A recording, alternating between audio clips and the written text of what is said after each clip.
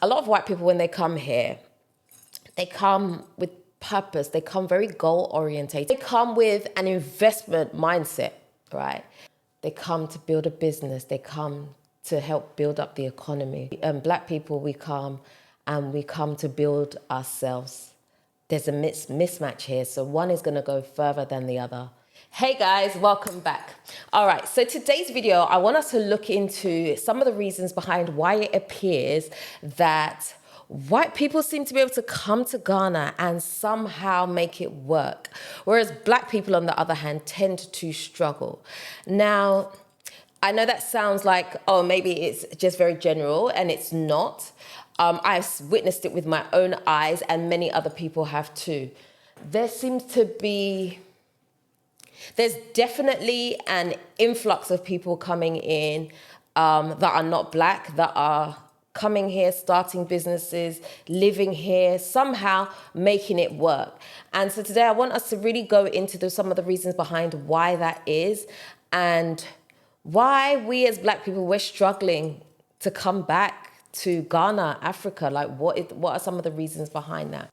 Ghana is very much, and one of the things I've noticed myself, and it was very apparent very, very early on, and probably a lot of you that have been to Ghana will have noticed as well, is that the effects of colonization are definitely here. Like, it is still around.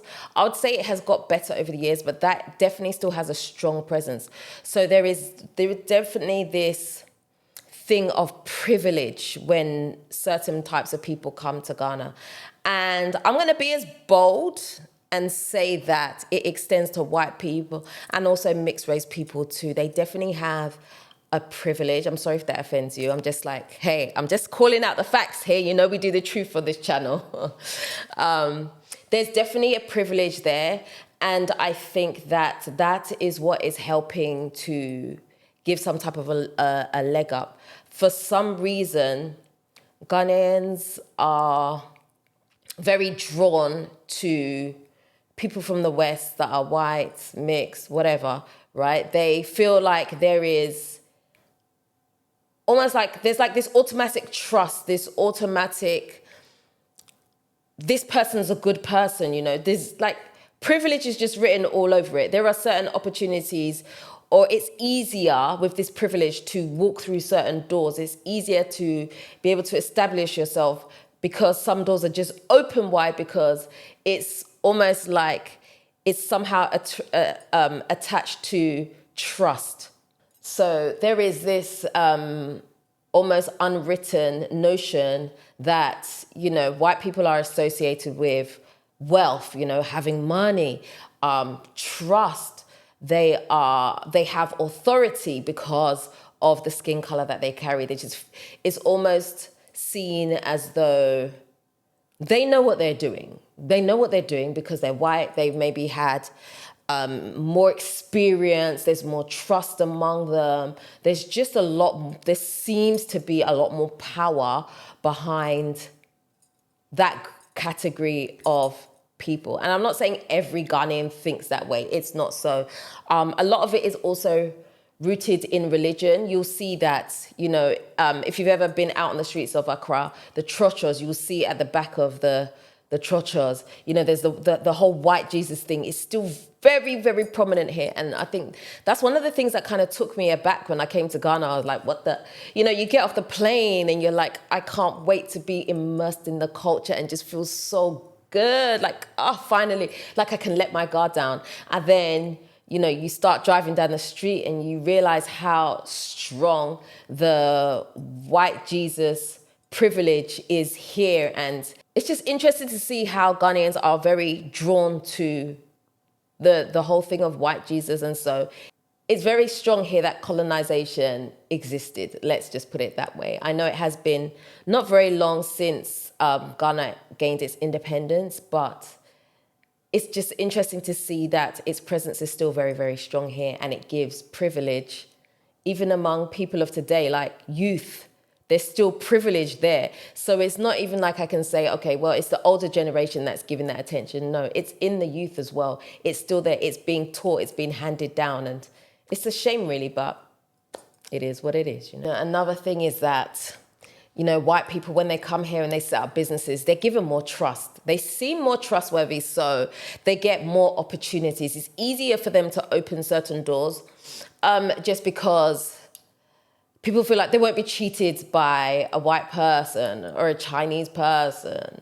You know, they have, it's so sad to see. It's really heartbreaking when you see it happening, because they come and it's just so easy. It's just so, okay, I won't say it's so easy because that's maybe not fair. Because not every Ghanaian will necessarily give a white person a chance over a black person. I'm not trying to say that. But I'm just saying that there is that air of privilege, and it does give a leg up. It really does. So people have trust in them when it comes to being able to open businesses. So like if I'm a white person and I can go to Spintex Road and I can go to one of these malls and say, well, I want to set up this business, and it's probably going to be easier for me as a white person to gain the trust of whoever it is, whether they be black or white, to be able to open up the shop. Whereas a black person, they probably have to go through a few more hurdles before they are able to do some of these things. You know, Ghanaians will often assume that white people have come with money, like real money, to do things here.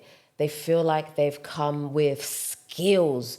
You know, they're going to teach them something new. So therefore, they're just more open to receiving white people and listening to what they've got to say. So giving them more of a fair chance when it comes to perhaps proposing business opportunities and things like that. You know, there's this notion that if it's a white business, then, you know, it must be quality. Like there must be quality behind the business. Like I'm going to get what I want. If I go to this restaurant that's run by white people, it's going to be so much better than going to this restaurant that's run by black people, because we know how black people are, you know, with all the stereotypes that are out there. Black people, you know, we're lazy. We don't have good business sense, you know, like, you know, these are stereotypes that are not true, but unfortunately they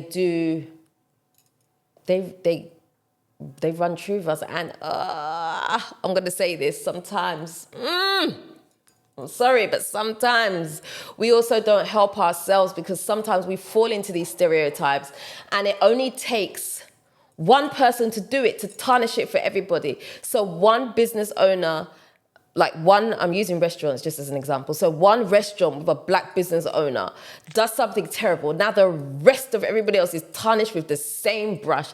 And that doesn't happen when it comes to white people. One white person can make a mistake. I'll give you the example. The thing that happened with Moako, right? Some years back, I don't know, some of you may have seen the story, some of you may not have seen the story. So Moako is a food establishment. And a few years ago, the manager was accused of having mistreated a black worker, where I can't remember the exact details, something to do with pepper or something. Anyway, there was something that happened. I'm not going to go into. If you want to know, you can go do the research. Okay, I don't want to talk about that too much. But so basically, there was mistreatment, and it had gone to court. It's something over a blender, actually. Yeah, it's gone to court. It was out in the public, and Moako still stands strong today. Even though there was so much public attention around what had happened.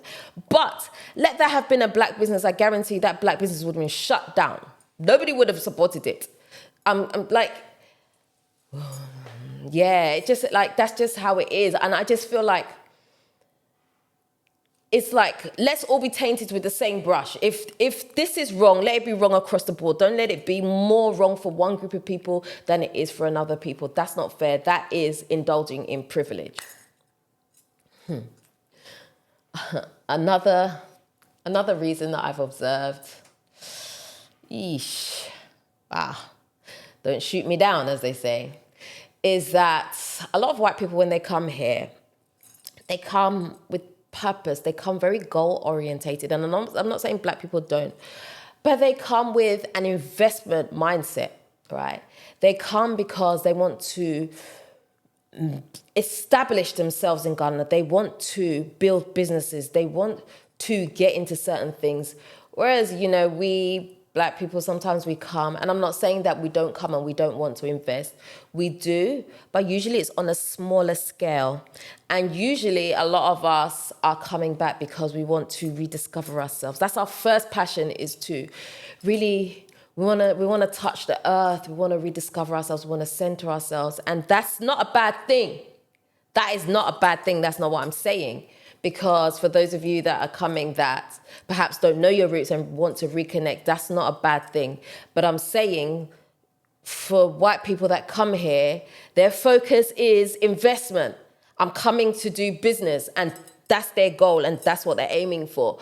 And so when we come and we want to reconnect and we are now set back because these white people are running ahead, and sometimes they're taking the business opportunities before we have chance to even get in there. Yeah, I'm like trying to do this video without it coming across racist, because it's not supposed to be that.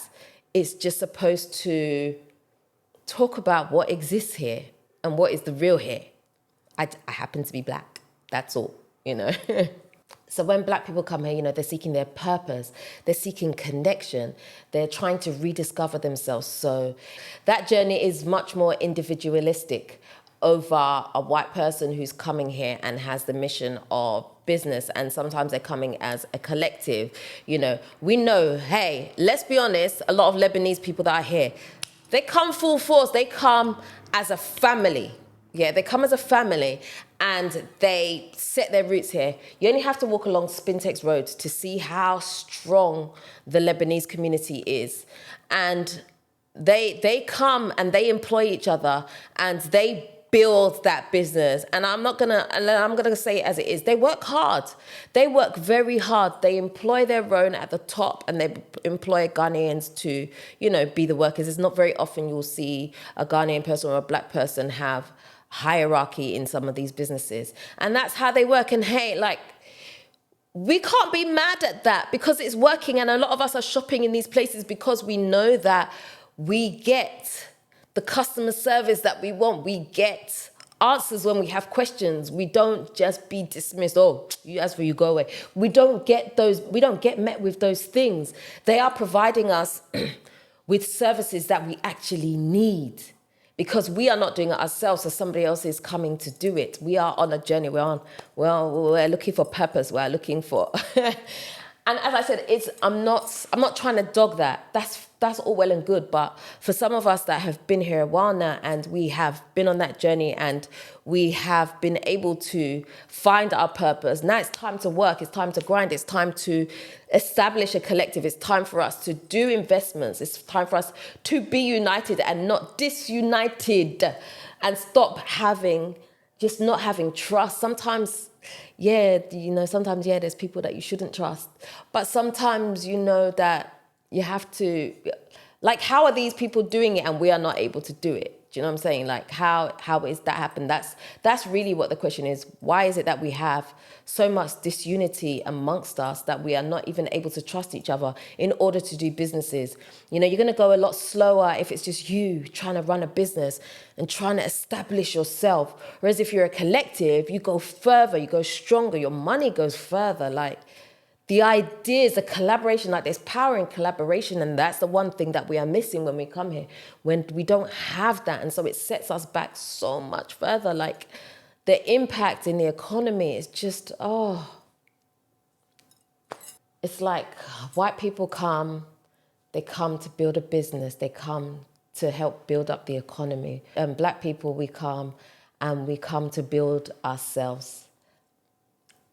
There's a mismatch here, so one is going to go further than the other. I'm sorry I said it. It's the truth. It's the truth. The other thing that I want us to talk about is the fact that, to make it fair, because I feel it's already, when you come here, it's not a level playing field in terms of the emotional baggage that we come. So a lot of people that come from the States carry a lot of emotional baggage from, like, what has happened in America, you know, slavery and things like that. There is healing that needs to be done. And so it's unfair to compare people that didn't necessarily have traumas with people that have traumas, right? So I just want to make this a balanced video as much as possible. So when people are coming from, say, America, I'm not going to put Brits in there because British people don't have as much trauma as those from the States, let's just be honest. And so when Americans come here, like you have to get over that trauma. You have to try to almost let your guard down when you're so used to your guard having been up because you've been in certain spaces where you've experienced racism, you've experienced having to live a certain way. So it's not easy to just come into another country and let go of all of that immediately and say, okay, I'm going to be business focused, I'm going to do X, Y, Z. It's not fair. So it's not a level playing field. So I want us to also acknowledge that as some of the reasons in this video. And so sometimes, when Black people come here, we definitely want this whole thing of, oh, I'm coming to a place where I'm finally going to belong. I'm finally going to be expected. We have this expectation. And sometimes we're met with, pew. And if you don't know what I mean by pew, it means you're met with nothing, like just flatline. It's not how you thought it was going to go, like crickets. So you come here and you're expecting to get, you get off the plane and everyone's gonna be like, hey, my brother, you're back, you're this, you're that, you're that, and you're not met that way. Sometimes you're just met with, because I'm going to say it, sometimes I'm going to say Americans because I feel like they're the ones that have experienced it more so than Brits. You're met with this thing sometimes where, and it's not every time, I have to choose my words very carefully here. Sometimes you're met with, the word resistance is not right. I'm struggling to find a better word right now, but not as much welcome as you would have thought. And the reason for that is because sometimes in the past, Ghanaians have been met with a disrespect by some of us from the West. I'm not going to say just Americans because some of us from the West, where sometimes we have come to Ghana with a sense of entitlement and we think we are better. Although we've come on this spiritual journey, we're trying to find ourselves, we come with an entitlement where we think we're better. And so therefore, some of the locals are fed up of that. So you who hasn't done anything, have come off the plane, minding your own business, just trying to reconnect, are met with this, and you don't quite understand it. And it's because of that. It's because of that entitlement that some people have come with. One person spoiled the whole broth, and that's the reason behind why sometimes you may experience a little bit of hostility from the locals, because they class everybody with the same, whereas white people are not in that. They're not in that bracket, even if they're from the States as well, or from UK as well. They're not met with that exact same thing because it's different. They're just not categorized. Black, white, it's two different things, right? So sometimes that's what we're met with. And it can be a shock to the system if you're not expecting that and you're not aware that that is even a possibility, that can even happen to you when you come here. Another thing I would say is that when white people come here, they are given, I want to say, an allowance. So there's not as much expectation on them when it comes to certain things, especially culturally, right? It's like you see a white person, we've all seen it, let's not pretend, right? We've all seen it. You see a white person in Ghana, like, oh, the person's trying, or you see the person eating fufu, oh, you're trying, oh, like, oh. So they have this warmth, like, barriers are broken because the person is trying to fit into the culture. Whereas when you're black and you're eating the same fufu, you never had fufu in your life, you're trying the same fufu, it's like, Like it doesn't carry as much weight. Or you hear a white person speaking tree, and it's like, hey, you're speaking tree. Oh my God. And there's like this interest. We've all seen it. We've seen the videos go viral because a white person is speaking tree, a white person is eating fufu, a white person is sitting with the locals. Like, it's like, wow. Oh my gosh. But let that be a black person. It's like, do you know what I'm saying? Even in films, there's a white person in the film. The film is going to get more views because there's a white person in the film. This is going to be a good film. Let's see what it's about. It's like these things exist, and as frustrating as it is the truth. It's the truth of the matter. So, we have all these things that we are contending with when we come here. It's not a level playing field. It's just not. And I want to just quickly go back on touch back on a point that I said previously when I was talking about investment. A lot of white people will come here with a plan of what they want to do. They will often come with investment backup. They come with serious capital. And some of them are willing to take chances, right? They will sell off their houses, right? And they will join with each other. And they will come and they know what their plan is. It's so tight that they will come here and they will execute. They will take the chance. And some of it, let me balance this, right? In saying that they know that if it all goes tits up here, they can go back over there and they can easily start up because they will be supported. And so it's easier for them to go back and raise funds to get back to where they need to get back to if all the ish hits the fan. And let's just say that. Whereas black people, we come, as I said, very individualistic some of the time, not all of the time, some of the time. And we come with the small savings, the $10,000, $20,000 that we have, and we try to make that work. And I'm not dissing that. Hear me. I'm not dissing that at all. I'm not saying that. But I'm showing you the difference between the two. Because we don't come as a collective, or it's very rare that we come as a collective. And so our power for investment goes further. And so one person who has savings, now you're scared even the savings that you have. Hey, let me be careful with what I have. Let me try and invest it wisely. Let me see what I'm going to do. And some of us, we don't come prepared with plans. We haven't planned as to what we're going to do. We've come with hope. We've come with an idea that, okay, maybe I'm going to get into farming. I'm going to try farming. But we haven't come with a solid plan. We haven't done any research. We haven't even done research into how we're even going to live, how we're going to support ourselves. Like, how's the money going to continue to come in outside of the savings that we have? Because the savings is for investment. And some people come here with the savings, and what they do is they end up living off those savings. Before you know it, it's depleted. Some people come to Ghana and don't even know that if you're going to rent, you may have to pay 1 year, 2 years upfront, even though that's illegal. You shouldn't be doing that. It's meant to be 6 months. Some people come and they're shocked. So now you've locked a huge chunk of your portion into 2 years paying of rent, and you've come because you want the same luxury that you've had from the West. You want to live on that same lifestyle. In the West, I had an apartment and it had this beautiful kitchen. I had running hot water all the time. I had this and I had that, and you want to recreate the same thing here. But here, because it's slightly cheaper, you think, okay, you're getting yourself a deal. So you pay $2,000 a month for an apartment for 2 years. That's £24,000 or $24,000. And you've put that down. Pop. Now, the $50,000 that you came with is now half. And you don't really have a means of living your day-to-day life because you haven't realized that Ghana is expensive. You haven't counted that cost, which means you haven't done your research properly. You haven't done the due diligence that you're supposed to have done. And therefore, when you come here, your chances of success are that much slimmer because you haven't come with a solid plan. Whereas these people over there, they're getting support. Someone may even be sending them monthly money. I've got a business over there too, so I'm pulling on that business every month.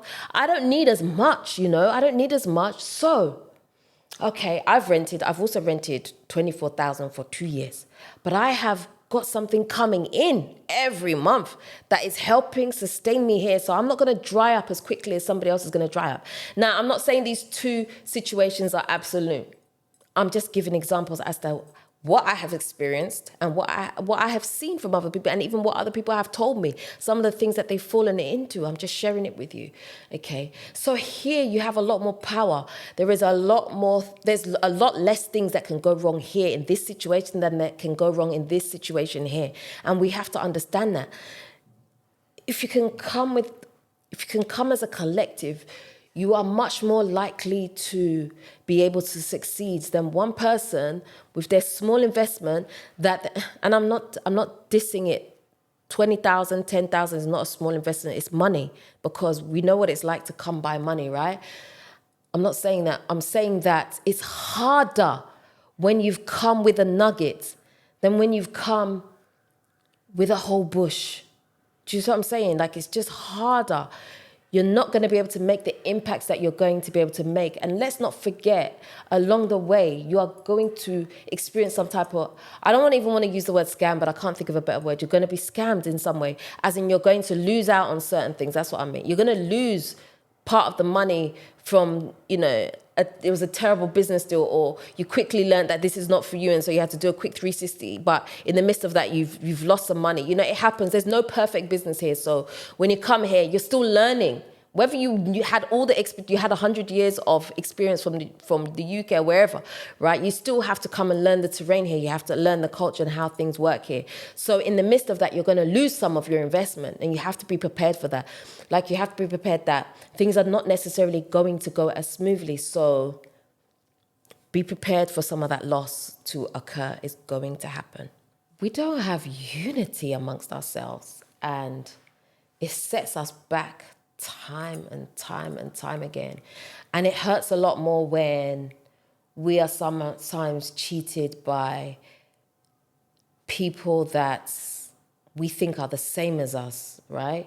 So I think one of the things I really want you to take away from this video is that the effects of colonization are still very much here in Ghana, and probably in a lot of other African countries as well. And because of that, one group of people just has more of a leg up than another group of people. And until that can be overcome, we're always going to have to do a bit more extra work. We're always going to have to do the extra due diligence. We're always going to have to be looking over our shoulder to make sure that we're not being treated with our supposed counterparts. We have to fix relationships between those of us coming from the West and the people of Ghana, the local people of Ghana. We have to fix those relationships, because white people come, they don't have to fix those relationships, because they're just more accepted, even with the whole...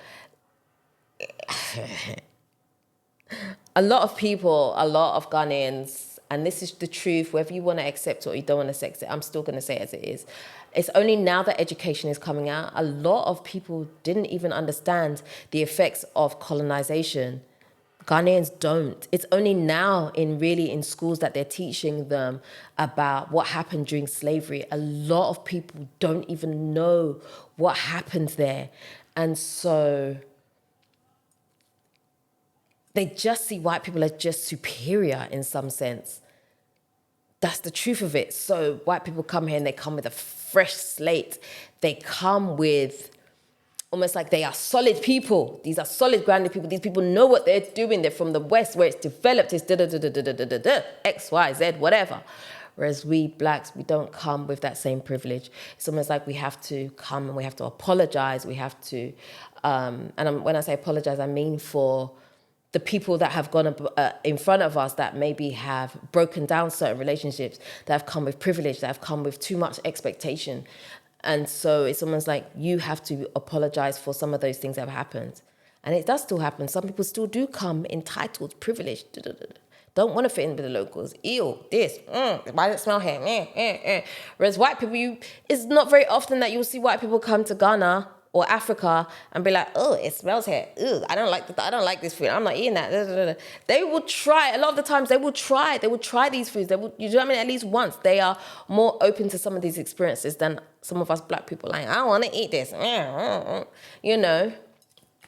And that's not even palate, because I've tried it before and I don't like it. It's just, I'm not used to this. Like, why is it like this? Like, ew, you know? I'm just speaking the truth. I'm sorry. Whether you like it or you don't like it, I'm just speaking the truth. I'm speaking from experience. I'm speaking from things that I've seen with my own eyes. I'm speaking from other people's experience, things that they've also seen. Anyway, I think I've pretty much said what I needed to say in this video. I'm sorry if you're offended in any way. I didn't make the rules. I'm just saying it as it is. But like I said, I mean, there is balance to this too, right? We black people, when we come, we don't have the advantage, and so it does set us back. But I think the point in case out of all of this is that we need to support each other more. We have a lot of undoing to do. We need to have trust amongst each other. We need to come with more than just, I'm seeking to find myself. And like I said, I'm not dissing that. That's just definitely a journey that needs to happen, because for you to be whole, you need to find yourself, right? But at some point, we need to continue the journey beyond that. That's all I'm saying. I'm sorry. But anyway, I'd love for you guys to leave your comments in the comment section below. Let me know what you think. And also, if there are any things that you think that you would like me to talk about, the real things that you would like me to talk about, put that in the comment section too. I'm definitely open to ideas and hearing what you guys would like to know more about. And I think that's the end of today's video. So if you haven't already subscribed to this channel, do me a favor, hit the subscribe button and the notification bell. Don't forget to also like, comment, and share this video. Until next time, I'm out. Netifafa.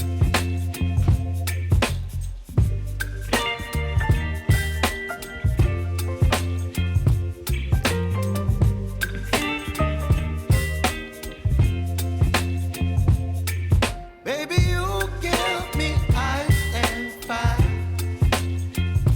You're giving me wind and rain.